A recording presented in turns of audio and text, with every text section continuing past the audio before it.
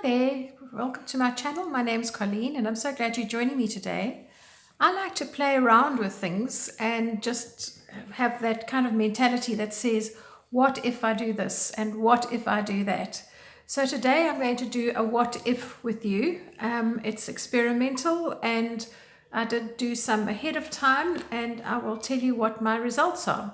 So I do quite a lot of fabric painting and I like to use a resist. That is something that blocks out areas of the fabric so I can paint straight over them. And I've played around with all sorts of things from using flour and water and cornstarch, many other things like masking tape. But I thought, what if we use a glue stick and a stencil? Would that actually work?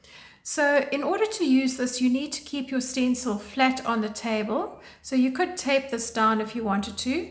And with the glue stick, you're going to be wanting applying it from the stencil onto the fabric, not from the fabric this way, because you don't want to push any glue underneath.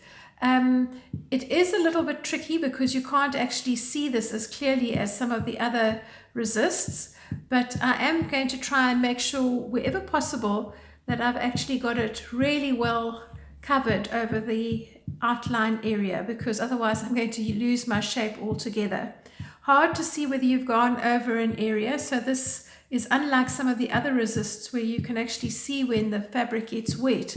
This one is not as easily. And then the fabric does have a tendency to want to lift as you're rubbing this glue stick over it. So I think I wouldn't go much larger than this bird stencil for fear of not being able to cover it at all. Excuse me. I'm going to lift this off now and set that aside, and I'm going to use a cardboard stencil here, which is just a cutout from some packaging. This is just a map of Africa. If you do use cardboard stencils, you can always coat them with a layer of podge or some deco varnish, water-based varnish. Even a spray would do if you want to use them over and over again.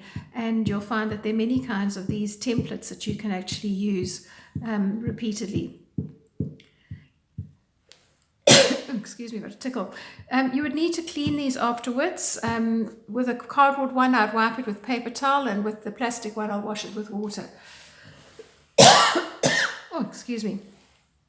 Right, so I have prepared some ahead of time. The only indication that I've got that there is something here is that I can feel that it is slightly rough under the skin. And you need to make sure that when you come to paint, that you've got the rough side facing upwards towards you and not facing downwards. Otherwise, that would be a complete disaster. I've got myself a fairly nice wide brush, and I'm going to take some fabric paint, and I'm just going to simply brush now over the whole design. You should start to see a little bit of where the design is by the outline showing through. You'll see it is slightly lighter underneath, and that's a good indication because that actually means then that I have blocked out those areas fairly successfully.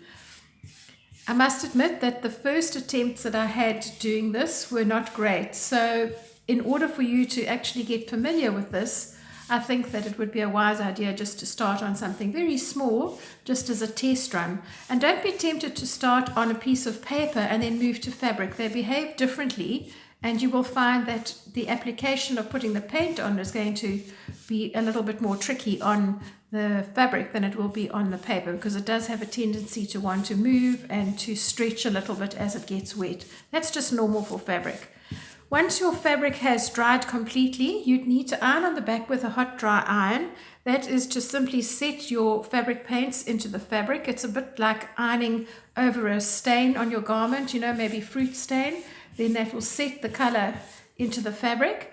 And then you're just simply going to rinse this under a cool tap. You don't need detergent or anything, just rinse it to get rid of the glue resist.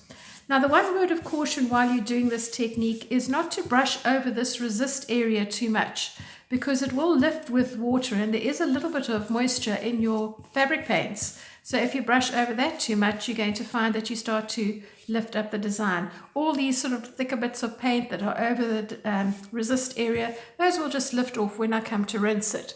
So I've now done this one area that's actually got the bird, and let me turn it around the right way, and you can see that there is a definite outline there. You can see where the lines are.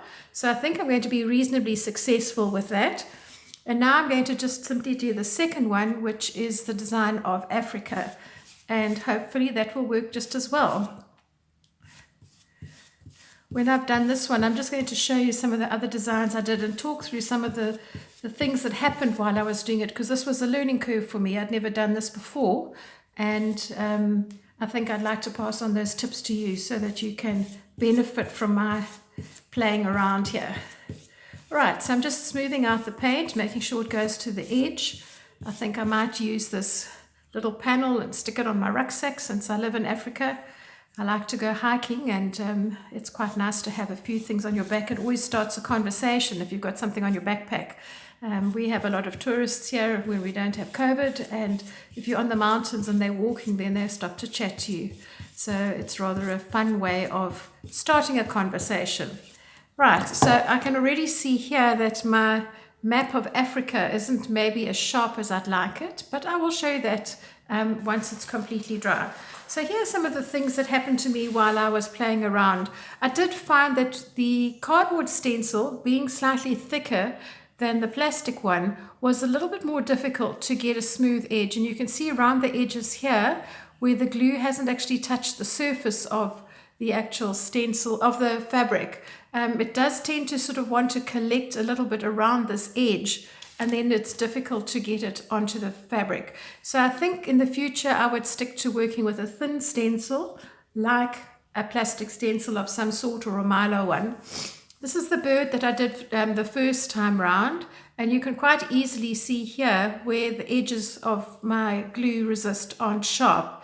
I'm not totally unhappy with this. I think I might do a little bit of embroidery on it, or I might do something in a collage kind of effect with it, so I can set that aside. But I did have a smaller bird stencil, and I was not also very careful with the design here and got some of the resist a little bit weak, but I quite like the way that the paint is integrated in with the design. It looks as though it's a shadow or the feathers are slightly darker. And I did try a little bit of this technique with some wording, and this wasn't as successful because, as you can see, it's very difficult to get the crisp edges of the wording because of the letters being quite complicated in the little ins and outs that they've actually got. Maybe if it was a single letter, it might be a better fit. So there was my wording and my two smaller birds and my bigger birds and the wet ones, which I will show you as soon as they dry. Please have fun, and I'd love to hear your comments and thoughts about this. Bye for now.